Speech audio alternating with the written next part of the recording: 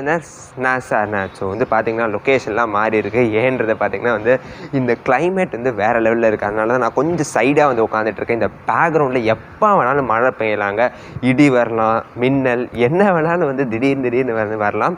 So நேச்சரோட அப்படியே வந்து capture பண்ணுவோன்னு சொல்லிட்டு தான் இன்றைக்கி வீடியோ நான் வந்து ரெக்கார்ட் இந்த இடத்துல பண்ணுறேன்.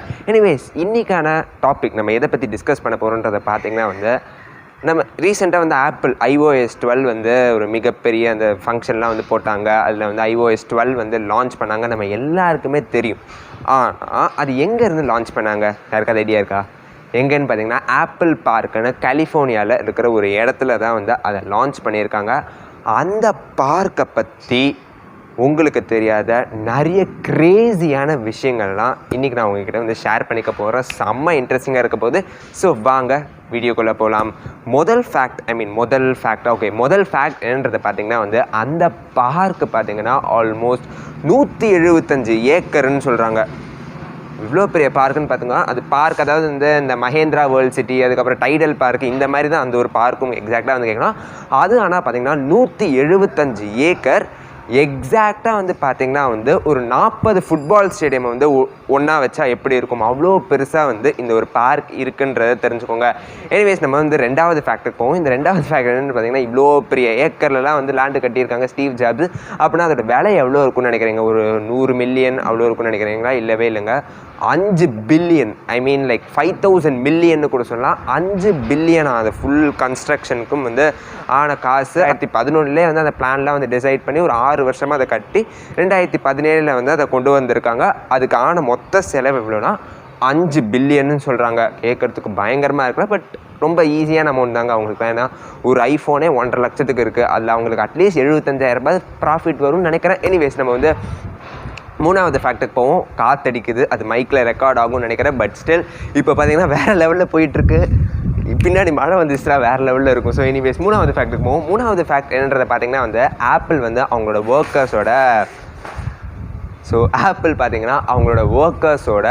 ஹெல்த்தில் ரொம்ப காஷியஸாக இருக்காங்க. அது ஃபிட்னஸில் பார்த்தீங்கன்னா வந்து வேறு லெவலில் காஷியஸாக இருக்காங்கன்னே சொல்லலாம்.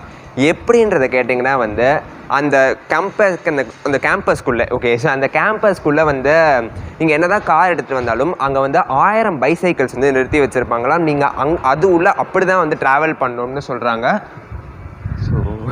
ஸோ எனிவேஸ், செம்மையாக இருக்குது இந்த ஃபீலே. வந்து அப்படியே வந்து அந்த பேக்ரவுண்டை டிஸ்கிரைப் பண்ணுறது, இல்லை இந்த ஆப்பிள் iPark டிஸ்கிரைப் பண்ணுறதுனால எனக்கு தெரியல. பட் எனிவேஸ், இந்த என்னமோ சொல்லிட்டு இருந்தோமே, அதாவது 1000 பைசைக்கிள்ஸ் வந்து நிறுத்தி வச்சுருப்பாங்களா, அதில் தான் நீங்கள் வந்து வாக் பண்ணணும், அதில் தான் வந்து நீங்கள் யூஸ் பண்ணிக்கணும் அந்த டிரான்ஸ்போர்ட்டேஷன். அது மட்டும் பத்தாத 2000 பைசைக்கிள் ஸ்பாட்ஸ் வந்து அங்கே இருக்குன்னு சொல்கிறாங்க. 4வது ஃபேக்ட் என்னன்றது பார்த்தீங்கன்னா வந்து அங்கே எவ்வளோ எம்ப்ளாயீஸ் வந்து ஒர்க் பண்ணுவாங்கன்னு நினைக்கிறேன். உங்கள் கம்பெனியில் பார்த்தீங்கன்னா வந்து ஒரு 150-200 எம்ப்ளாயீஸ் வந்து ஒன்றா ஒர்க் பண்ணுவாங்களா.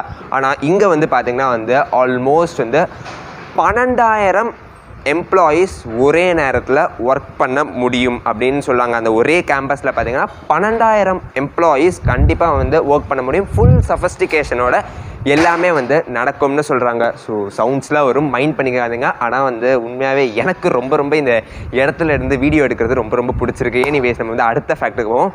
அஞ்சாவது ஃபேக்ட் என்னன்றது பார்த்தீங்கன்னா வந்து நம்ம வீட்டில் வந்து இவ்வளோ பெரிய இடம்லாம் இருக்குது. பட் நம்ம வீட்டே நீங்கள் எடுத்துக்கோங்களேன், ஒரு மாதத்துக்கு எவ்வளோ எலக்ட்ரிக் பில் வரும்? ஆல்மோஸ்ட் வந்து ஒரு 3000 ரூபாய் 4000 ரூபாய் அவ்வளோ எலக்ட்ரிக் பில் வருமா? ஆனால் இங்கே வந்து பார்த்தீங்கன்னா எலக்ட்ரிக் பில்லே வராது.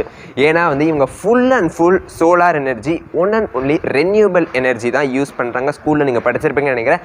ரெனியூபிள் எனர்ஜினா வந்து நம்ம திரும்பி அதை வந்து எடுத்துக்கிட்டே இருக்கலாம், எடுக்க அது தீரவே தீராதுன்னு சொல்லுவாங்க. ஸோ அந்த மாதிரி பார்த்தீங்கன்னா வந்து இந்த ஒரு ஆப்பிள் பார்க்கில் வந்து ஃபுல் அண்ட் ஃபுல் சோலார் எனர்ஜியை மட்டுமே வந்து நம்பியிருக்காங்க.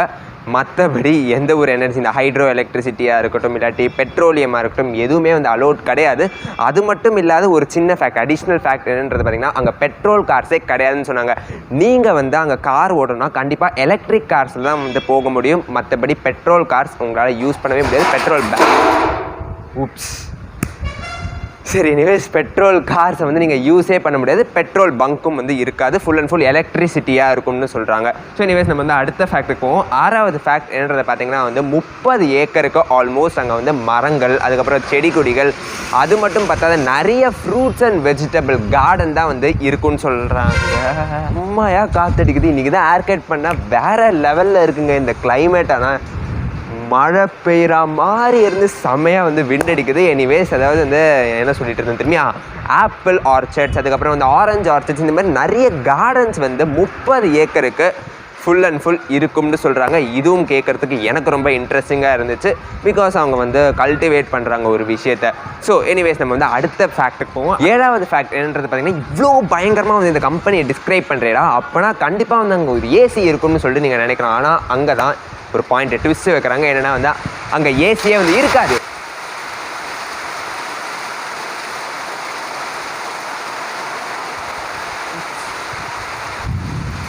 பார்த்தீங்கன்னா வந்து மாடியில் வேறு லெவலில் மழை பெஞ்சிட்டு இருந்ததுனால என்னால் அங்கே கண்டினியூ பண்ண முடியல. பிகாஸ் அங்கே ஷீட் வேறு இருக்கா, அது ரொம்ப ரொம்ப ஜாஸ்தியாக வந்து சவுண்டு கேட்குது. இங்கே வந்து பார்த்திங்கன்னா இப்போ கூட மோஸ்ட்லி வந்து சவுண்டு கேட்டுட்டு தான் இருக்கும், அந்த மழை சவுண்டு. பட் அந்த சவுண்டோட சேர்த்து தான் இந்த வீடியோ வந்து வரப்போகுது.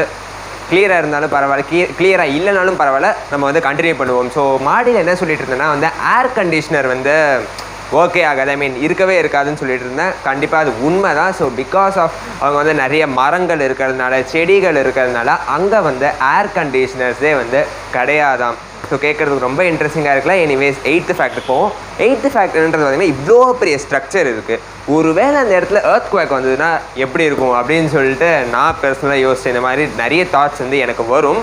ஸோ இந்த மாதிரி ஒரு தாட் வந்தபோது அவங்க அதுக்கும் ஆன்சர் கொடுத்துருந்தாங்க. என்னென்னா வந்து அது 4.5 feet, அதாவது அந்த ஹோல் ஸ்ட்ரக்சர், அந்த யூஎஃப்ஓ மாதிரி ஒரு ஸ்ட்ரக்சர்னு வச்சுக்கோங்களேன். அந்த ஹோல் ஸ்ட்ரக்சருமே பார்த்தீங்கன்னா 4.5 feet வந்து மூவ் ஆகும் எர்த்குவேக் வந்துச்சுன்னா அப்படின்னு சொல்கிறாங்க. எந்த ஒரு பில்டிங்குமே வந்து கொலாப்ஸ் ஆகாது. அதுதான் வந்து மெயினான ரீசன் கூட மெயினான அட்வான்டேஜ்னு கூட சொல்லலாம். ஸோ பயங்கர இன்ட்ரெஸ்டிங்காக இருக்குது. இந்த மாதிரி வந்து நம்ம வீடும் இருந்துச்சுன்னா வந்து எர்த்குவேக்கில் நிறைய ஜப்பானில் இருக்கிற வீடாக இருக்கட்டும், இந்தோனேஷியாவில் இருக்கிற வீடாக இருக்கட்டும், ரொம்ப மோசமாக எர்த்குவேக்னால வந்து நிறைய பேர் இறந்து போகிறாங்க. ஸோ இந்த மாதிரி இருந்துச்சுன்னா உண்மையாகவே வந்து மிகப்பெரிய விஷயம்னு சொல்லலாம். எனிவேஸ் 9th ஃபேக்ட்டுக்கு போகிறோம். 9th ஃபேக்ட் வந்து ரொம்ப க்ரேஸியாக இருந்துச்சு. என்னென்னா வந்து அந்த ஆப்பிள் ஆஃபீஸ்லாம் இருக்குல்ல, ஸோ அங்கே அந்த ஆப்பிள் பார்க்குள்ளே நிறைய ஆஃபீஸ் இருக்கும், ஆப்பிள் ஆஃபீஸ். ஸோ அது உள்ள வந்து பார்த்தீங்கன்னா வந்து ரெஸ்ட் ரூம்ஸ் எல்லாமே வந்து அந்த ஆப்பிள் ஷேப்பில் இருக்கும்னு சொல்கிறாங்க. அதே மாதிரி அந்த ஆஃபீஸ், அந்த டாய்லெட் எக்ஸாக்டாக வந்து பார்த்திங்கன்னா ஃபுல் அண்ட் ஃபுல் ஒரு ஐஃபோனுக்குள்ளே நுழைஞ்சா மாதிரி இருக்கும். ஃபுல்லாக ஆப் ஸ்டோர் மாதிரி வந்து எல்லாத்தையும் பண்ணி வச்சுருப்பாங்க.